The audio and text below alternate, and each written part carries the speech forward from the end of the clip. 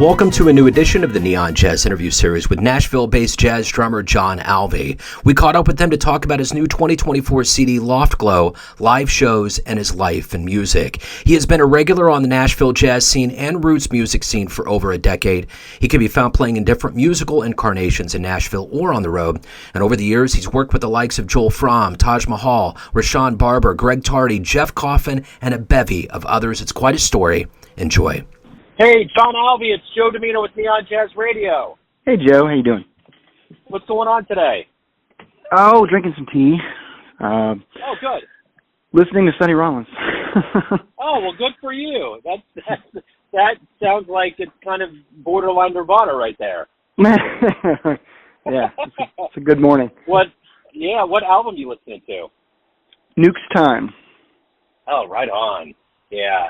You know, I've had my radio show since 2011, and I remember one of Sonny's agents sent me a CD. It was when he was doing the on-the-road shows, and I was like, let me just see if I can get an interview. I knew it was a pipe dream, and all of a sudden she came back and said, yeah, I think he's good for it. I was like, oh, holy shit.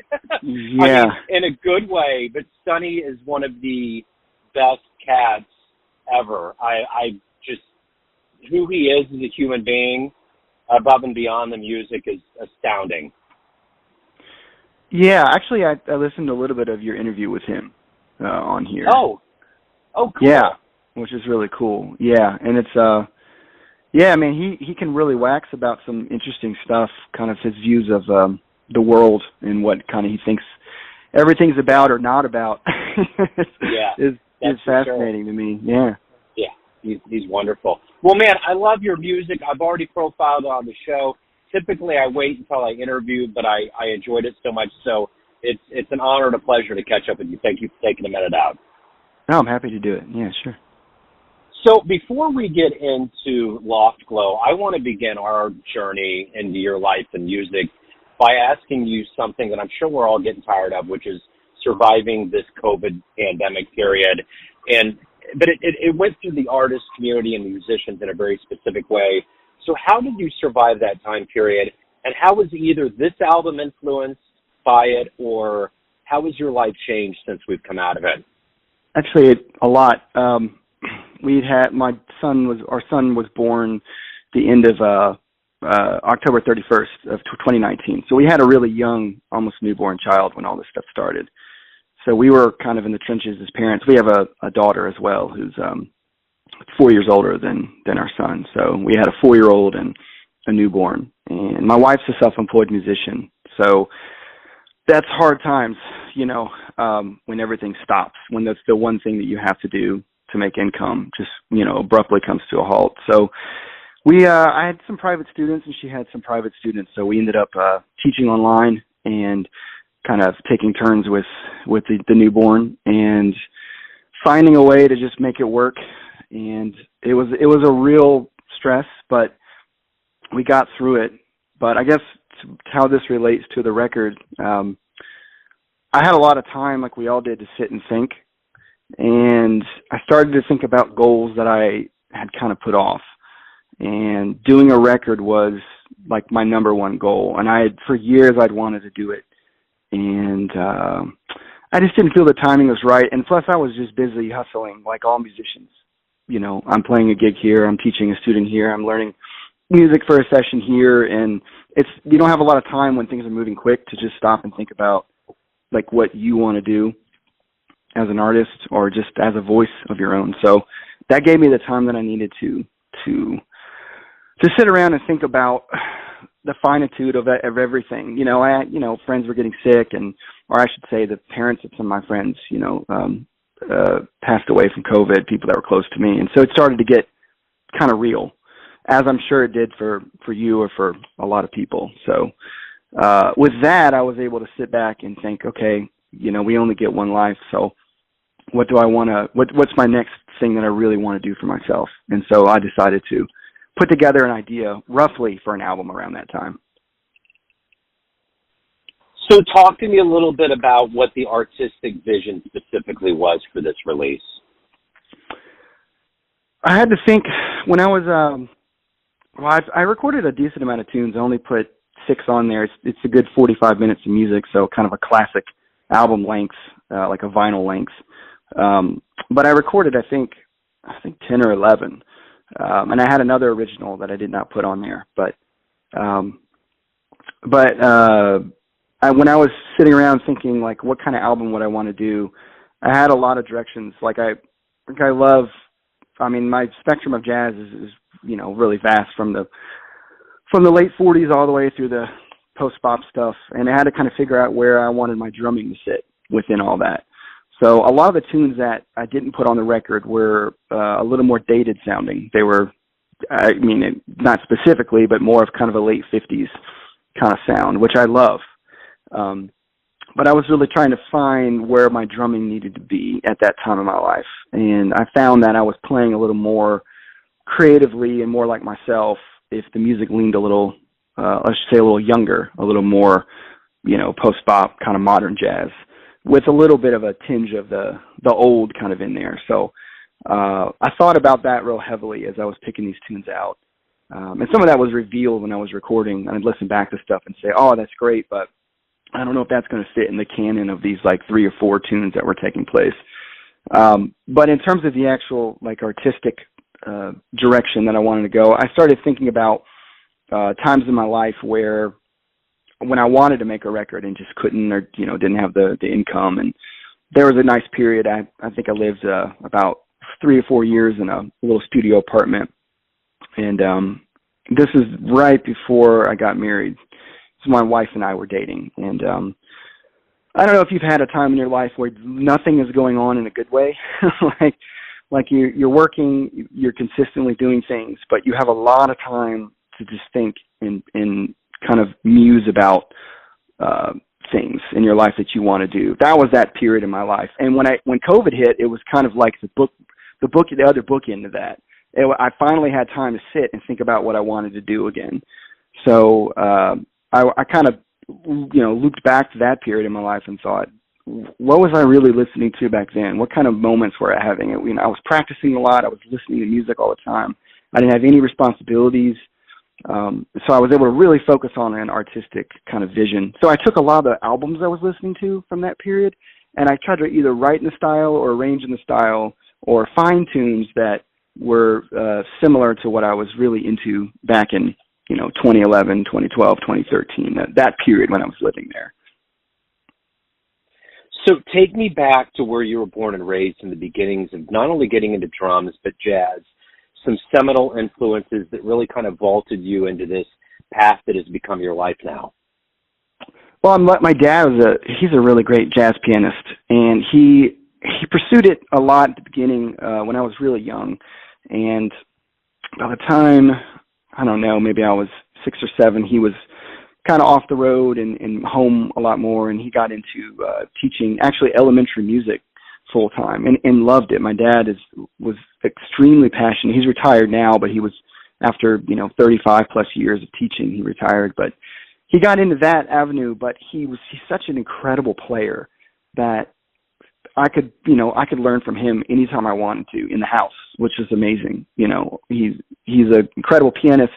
He's a decent drummer. He actually played drums growing up too, and kind of took off with piano and left the drums behind. But he still had a lot of great ideas, and he could show me how to hold sticks and play 6-stroke rolls and flams. And so he had a lot of that foundational stuff. But he had a great record collection. He listened to a lot of Bill Evans. And there was always music in our house because of him. And I should credit my mother. She's a great musician. She was a singer and she was a dancer. And she's just, I don't know, the whole house was full of music at all times. So it was really good to have that influence and to have like an in-house resource specifically for jazz, because I was like every other kid in the 90s. I just like rock music or whatever my friends were into, that I thought that was cool, which was, there was a lot of good music back then. But my dad would always kind of challenge me to listen to jazz or whatever, or the music that he was listening to. And so that was really helpful. Growing up in Nashville, born in Nashville, raised in Nashville, a little south of Nashville in Franklin.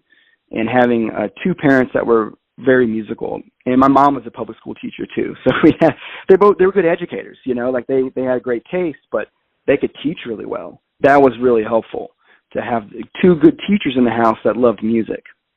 And so that's kind of the genesis of kind of how I was raised, and getting to play with my dad when I got old enough. I'd go watch him play gigs, and then when I got into high school, I got to play the gig, which was really cool. So I would watch other drummers play with him when I was a kid. So other than your dad, what was the first live jazz show that you saw that blew you away, that made you think, wow, it's amazing? I saw, we used to have a jazz festival in Franklin, Tennessee every year. This probably would have been like 1994, 95.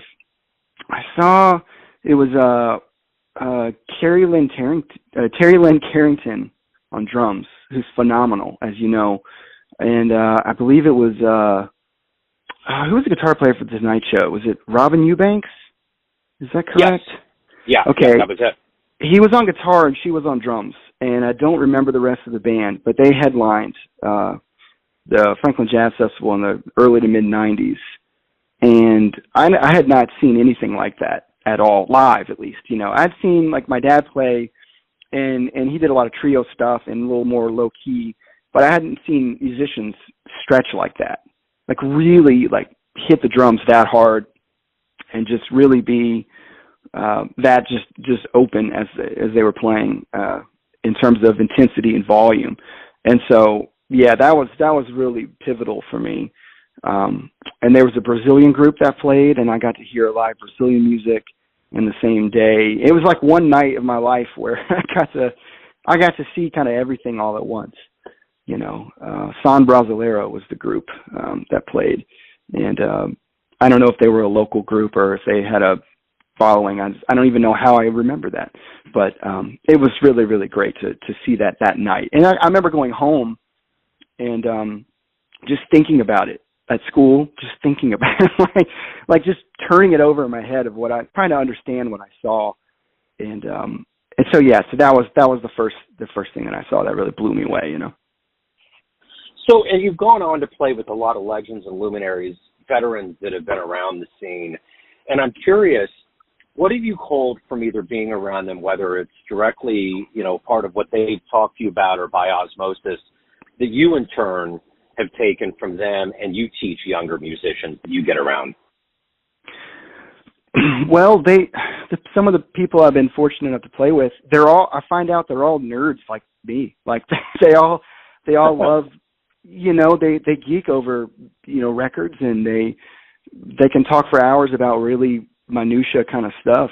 And that kind of takes the intimidating factor down, just like being around some of the people that I've been around, and we can get into discussions about, an obscure record that we all like or whatever.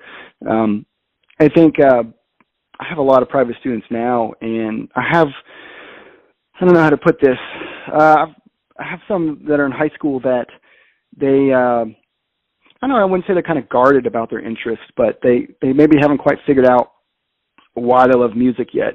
And they kind of run under the impression that to be a musician is just to be cool and to be good at what you do, but to be cool. And when I explain to them that a lot of their heroes are really like musicologists, almost like amateur musicologists, and they're real nerdy, and they're just kind of obsessed with the art form. It's kind of a cool thing to teach a high school kid, like, hey man, I know you love this, and I know that you think this is really cool, and you want to be cool doing this, and your dream is to play for a sold out arena, but at the end of the day, like, all the guys that you love, they just do it because they love music.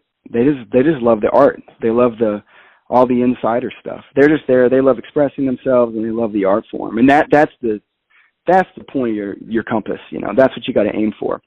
And that's what all the people that I played with have in common. They love being on stage. They love performing, but they also just love the art for itself. Like they're obsessed with it, and they always will be. And so that's the thing that I think the commonality is that I try to pass on to my students. Just learn to love the art, and then you'll put in the work. If you love it, you'll put the work in. Well, prior to us really officially beginning this, we were talking about you having tea to Sonny Rollins, and I had interviewed him at one point, and that's the thing that struck me with Sonny and even other legends, is that it's really about the art form, and then it's taking that love for the art form that's pretty extreme, like you said, musicology, and lighting that torch and passing it on to the next generation. I think that's very emblematic of this art form. Totally, yeah. Mm-hmm.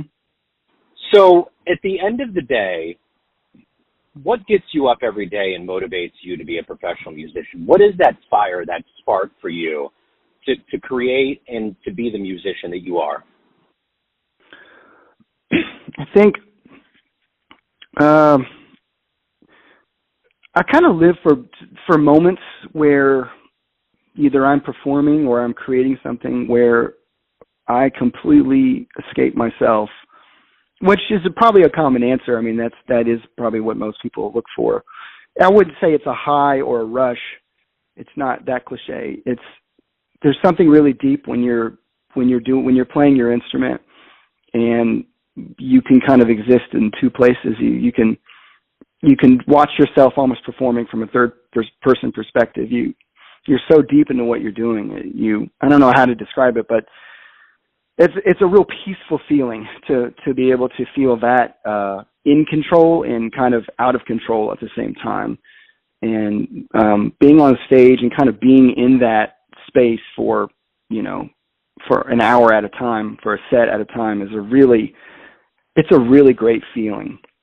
And I'm really into that feeling of escaping kind of myself and being at peace when I'm playing, and just kind of letting the music happen, as opposed to forcing it or being too intellectual about the things I should or should not do as a drummer at a given time. Just those times where I sit down and I play and it's kind of effortless. I'm not chasing that as a high, but I'm chasing the comfort of that feeling that I get. And I get that performing, I get that creating if I'm recording upstairs at our house. We have a little, studio up here. Or if I'm just trying to write something on the piano, I can get into kind of a place where something just kind of happens, and it's like I'm doing it, but I'm not doing it. I love that. It's a peaceful place to be. It's not dramatic. It's not like a huge energy. It's just like a safe place to feel. So I probably get up to have moments like that as regularly as I can. So at the end of the day, why do you love jazz? I think jazz encompasses all the emotions and all the feelings of the world better than any other art form can. It's tragic. It's comedic. It's spiritual. In one set of jazz, you encompass all those. You play a ballad, you play an up-tempo tune, you might play a really old tune from the 20s that has a bounce to it that is almost a forgotten kind of like a two-beat kind of feel that just makes you feel good.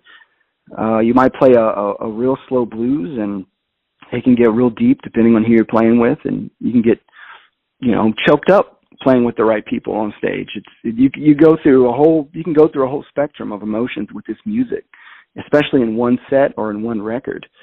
I don't know any other music that has a radius like that, and that's why seeing live jazz is great, because you take all that in a set or two, and then you go home with it, and it just kind of bakes into you. I don't know of any other styles where you have that much diversity in an art form. And besides that, I mean, the expression that when I listen to jazz musicians, I hear individual personalities.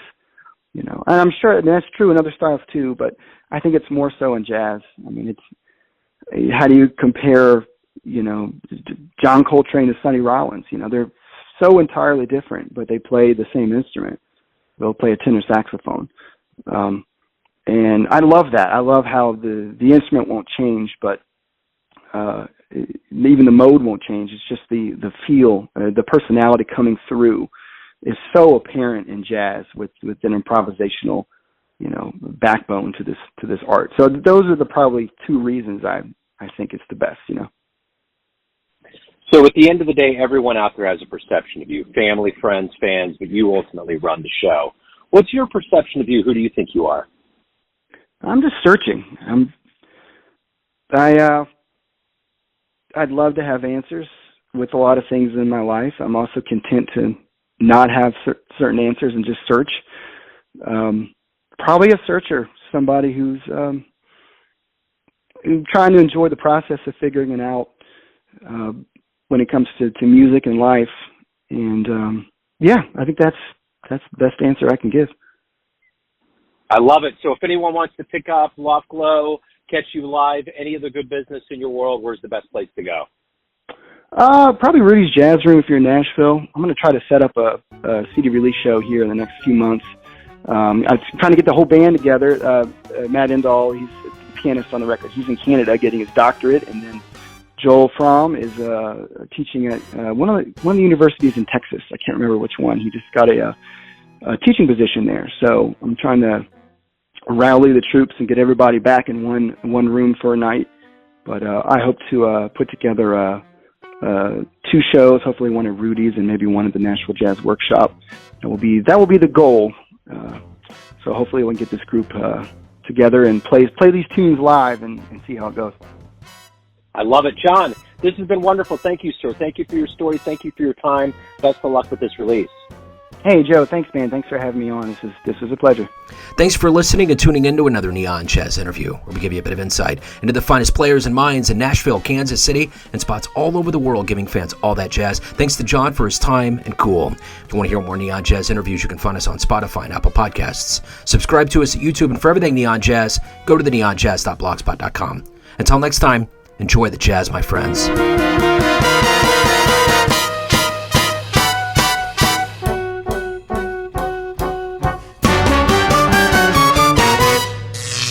Neon Jazz.